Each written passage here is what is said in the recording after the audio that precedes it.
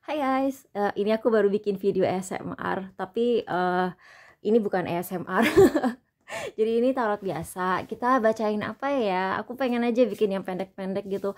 Apa yang perlu kamu ketahui tentang orang ini? Oke? Apa yang perlu kamu ketahui tentang orang ini? Nggak tahu ini orang yang lagi kamu suka atau pasangan kamu atau apa ya? Bahkan kayak keluarga kamu atau kolega kerja, terserah. Ini seperti biasa, jangan kaget sama cara aku shuffle karena kayak ini intuitif aja, oke?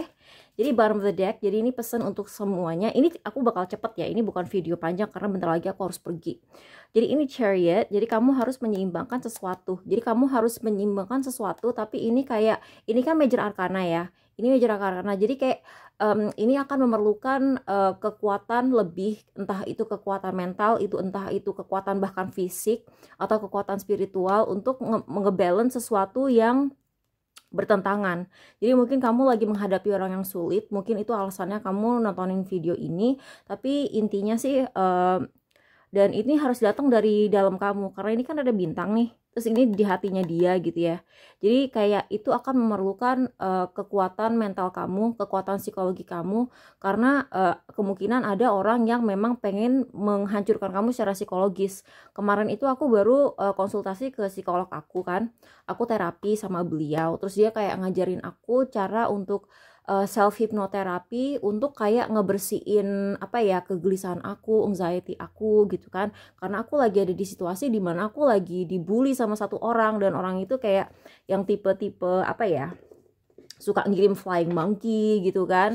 Flying monkey tahu kan, flying monkey itu orang yang dia hasut untuk ikut musuhin kita, padahal orang itu belum tentu punya masalah sama kita juga, dan kadang-kadang dia nggak tahu masalahnya gitu. Jadi kayak mungkin kamu ada di situasi seperti itu karena ini, lihat deh, ini kan si onta ya. Ini kan si onta. Si onta itu kan sebenarnya binatang yang berat karena kan dia bawa bawa apa ya? Dia bawa air di humpnya. Hump itu apa ya? Kalau kalau di biologi, pokoknya hump itu yang tempat dia nyimpen air kan. Si onta itu punya tempat nyimpen air. Dia tuh kan berat, tapi dia naik sepeda ontel yang kayak sepeda Belanda gitu, yang rodanya setipis ini, dan dia harus menyeimbangkan diri, kalau nggak dia oleng, jatuh ke sini, jatuh ke sana. Ini nggak sesuai sama tarot tradisional ya, karena kalau tarot tradisional kan dia gambarnya tuh apa ya, dia tuh gambarnya ilustrasinya itu dia naik chariot ya kan, dia naik kereta kuda, terus kudanya itu sphinx putih sama sphinx hitam, dan dia harus menyeimbangkan itu, tapi prinsipnya tetap sama walaupun ilustrasinya, interpretasinya beda gitu. Jadi kayak di sini juga mungkin ada kayak elemen-elemen interpretasi orang yang menjadi masalah buat kamu gitu. Kayak misalnya dalam kasus aku ngomong hal sebaik apapun, aku kan ceritakan tadi, aku lagi diserang sama orang secara personal, kayak dia bener-bener fokus banget ke diri aku, apapun yang aku omongin tuh bisa dia pelintir jadi hal negatif gitu. Jadi kayak itu bahaya banget. Mungkin kita semua lagi menghadapi hal ini, tapi semoga nggak masuk ke energi 3 pile ini ya. Moga-moga kalau kamu nanyain kayak pasangan kamu mendapat sesuatu yang positif gitu. Oke. Moga-moga ini positif.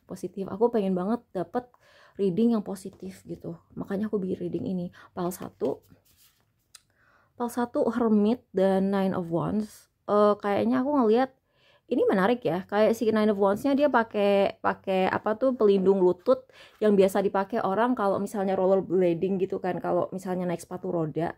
Terus ada Hermit, terus kayak Hermit ini dia dalam kegelapan tapi dia masih pakai penutup kepala untuk melindungi dirinya, walaupun dia tuh sebenarnya kuat. Dia kan punya si apa tuh, apa sih, horn yang runcing-runcing di kepalanya dia sebenarnya bisa membela diri, tapi dia merasa vulnerable. Aku nggak tahu ya kalian tahu tahu atau enggak, tapi dalam beberapa budaya, terutama budaya keturunan Afrika, kayak misalnya di apa ya, aku nggak tahu ya di Haiti atau gimana, tapi kalau misalnya dalam kepercayaan, kalau nggak salah Hoodoo ya, atau Hoodoo atau Voodoo, atau aku nggak tahu, tapi dia itu suka melindungi kepala karena dipercaya itu tempatnya apa tuh, crown chakra kan, dan crown chakra itu gampang diserang. Jadi kayak dia selalu melindungi kepala dia untuk melindungi diri dari serangan spiritual. Jadi orang ini sebenarnya sangat takut dan parno sama kamu.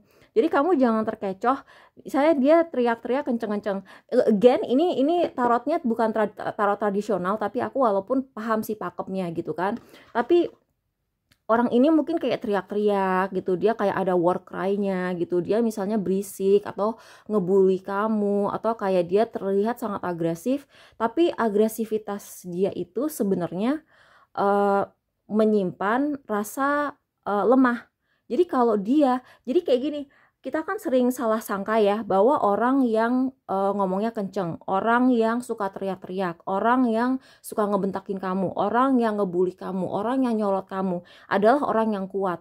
Padahal faktanya orang yang nyerang kamu, orang yang bully kamu, orang yang nyolotin kamu itu sebenarnya dalamnya lemah. Orang yang benar-benar kuat itu akan seperti strength card. Aku nggak tahu ya kalau di strength card itu kan kartu nomor 8 di Major Arcana. Itu yang simbolismenya adalah si ini loh. Aduh nggak ada gambarnya lagi. Pokoknya si strength card itu yang cewek, dia lagi bikin seekor binatang buas, singa, menjadi apa sih menjadi kayak jinak gitu kan, dan dia menjinakkannya tuh dengan lembut. Itu kekuatan yang sebenarnya adalah kekuatan yang tidak perlu teriak. Bahkan ketika kamu bisa diam, ketika orang ini nyerang kamu habis-habisan dan kamu bisa menyendiri dan diam dan enggak tergantung sama orang lain, kamu itu sebenarnya pihak yang kuat, walaupun di permukaan tidak terlihat seperti itu gitu loh. Jadi kayak gini, tadi kan aku bilang kemungkinan ada beberapa kalian yang berhubungan dengan orang yang pakai flying monkeys. Jadi flying monkeys adalah orang yang dihasut untuk musuhin kamu gitu kan. Mungkin dia tuh tujuannya pengen mengucilkan kamu gitu. Dia pengen mengucilkan kamu, dia pengen semua orang yang nggak tahu masalah sebenarnya ikutan musuhin kamu. Tapi kamu harus kuat gitu loh. Kamu harus kuat. Tapi di sisi lain, fakta bahwa kamu diserang kuat, berarti kamu kuat gitu loh. Karena kalau kamu bukan dianggap sebagai sebuah ancaman, nggak mungkin dong kamu diserang. Kalau kamu bukan masalah bagi orang ini nggak akan nyerang kamu in the first place gitu aja. Jadi kayak kalau kamu kayak ngerasa takut, aduh kok kayak gue di lingkungan ini kok dibully ya sama satu orang ini gitu ya, kamu nggak usah takut gitu loh. Kamu kayak kalau bisa kayak manage aja anxiety kamu. Walaupun kayak aku jujur ya, aku kayak agak susah memanage kayak kegelisahan aku sampai harus minum obat anti gelisah, anti anxiety. Aku tuh kayak minum herbal kayak Damiana atau ashwagandha gitu untuk menenangkan diri aku gitu loh. Tapi kalau memang itu terjadi sama kamu, usahakan, aduh susah ya. Jadi kayak kita kan gak bisa ngatur hati kita kan, kayak logikanya kita tahu bahwa kita tuh aman. Logikanya kita tahu orang ini nyerang kita karena dia sendiri merasa lemah atau merasa terancam. Tapi fakta bahwa dia kayak ngebentak-bentakin kamu, dia teriak-teriakin kamu, akan membuat kamu merasa lemah. Tapi memang itu tujuannya dia neriakin kamu, supaya mental kamu tuh rapuh, mental kamu tuh kayak dikikis perlahan-lahan, dan kamu tuh harus kuat. Oke, itu pesan buat PAL 1. PAL 2, apa yang perlu kamu ketahui tentang orang ini? Orang ini sedang tidak beruntung. Orang ini sedang tidak beruntung dan orang ini perlu kamu kasihani, dan orang ini perlu kamu beri bantuan. Ini aku nggak tahu ya, ini kamu nanyain orang yang kamu suka atau nggak suka. Either way gitu ya. Kalau ini memang orang yang kamu sayang, kayaknya dia tuh sebenarnya butuh sesuatu dari kamu karena memang dia sedang tidak beruntung dalam hidup, atau dia memang lahir ke dalam kehidupan yang kurang beruntung gitu kan. Kayak misalnya gini, orang lahir dengan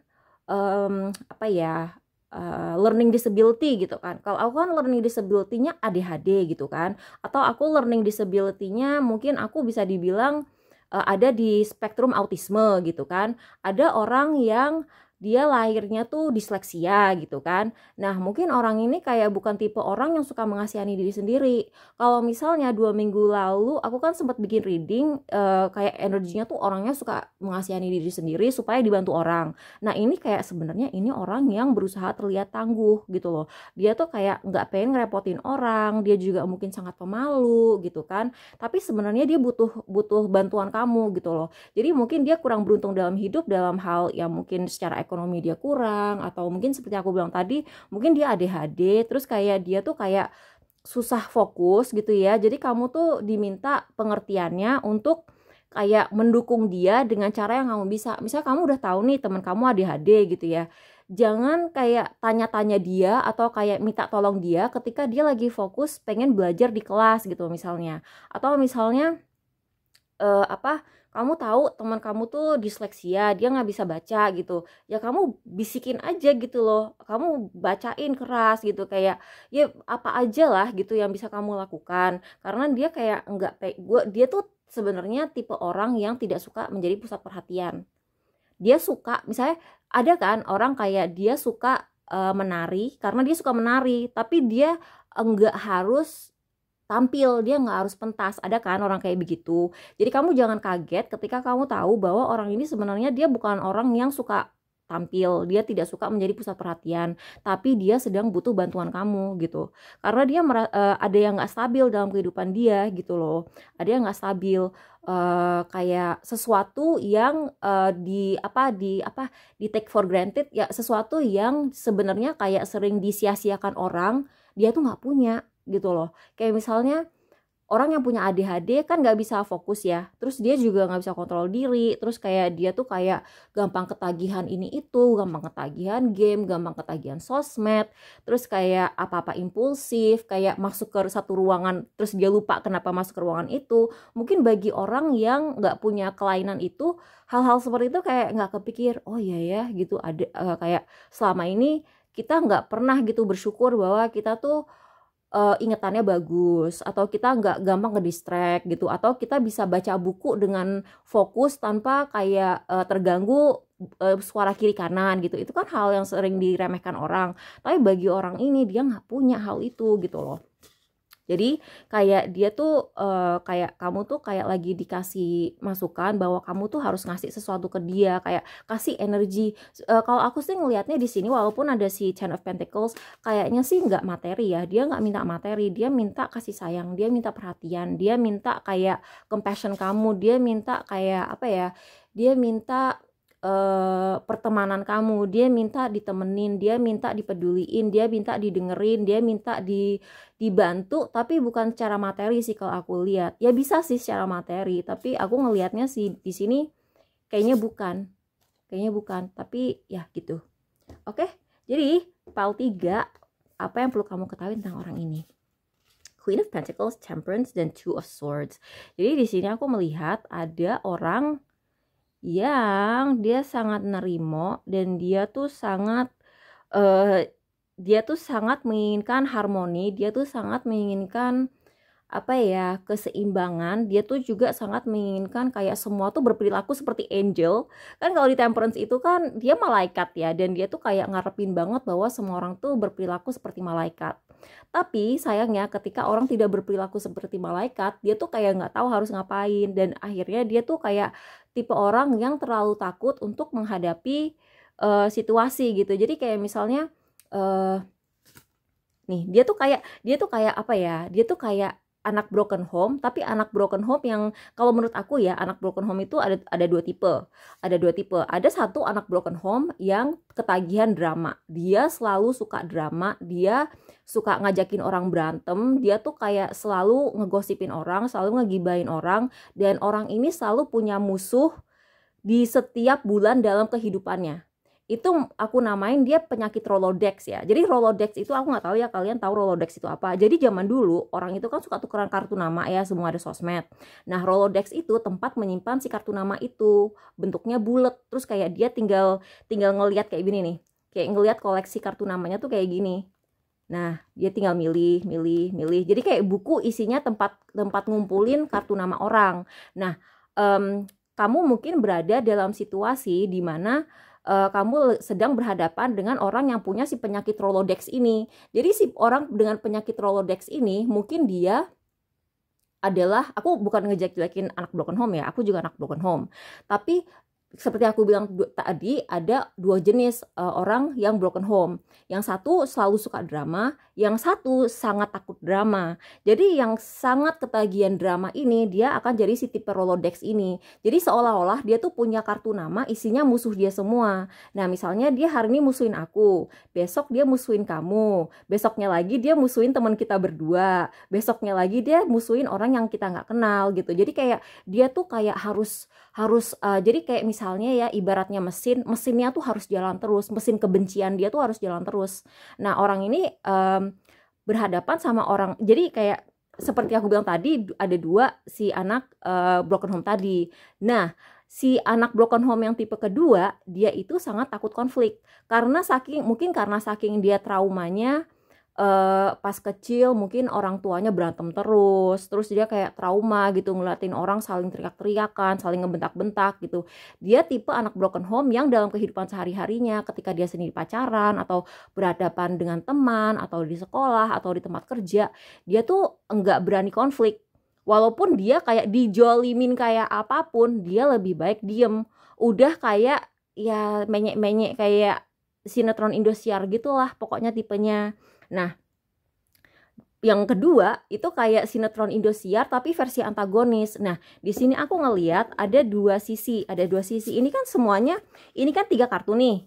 Ini 3 kartu, ya kan? Nah, di sini ada energi 2 sisi. Ini kan 2 sisi ya. Ini 2 sisi. Ini kiri kanan keseimbangan. Ini juga tentang 2 sisi, tapi karena ada 2 sisi yang bertentangan, dia lebih baik nutup muka. Dia mendingan buang muka. Dia nggak mau tahu karena dia takut. Nah di sini aku ngelihat ada energi orang yang sedang dihadapkan dengan orang yang ketagihan drama dan orang ini takut drama gitu. Jadi kayak repot kan. Yang satu ngajakin berantem terus, yang satu kayak menghindari drama terus gitu. Jadi kayak masalahnya tuh nggak selesai-selesai. Terus kayak banyak orang dalam lingkungan ini sebenarnya mereka tuh lebih cenderung takut drama. Aku sih ngelihatnya kebanyakan kamu ada di lingkungan ini kan pentaclesnya banyak nih. Pentaclesnya banyak. Jadi kayak aku ngerasa kamu ada, ini kan sebenarnya pertanyaannya apa yang perlu kamu ketahui tentang orang ini. Tapi kalau untuk pile 3 ini kayaknya ini dinamika kelompok. Jadi ini tentang satu orang, ini tentang satu orang, ini tentang satu kelompok.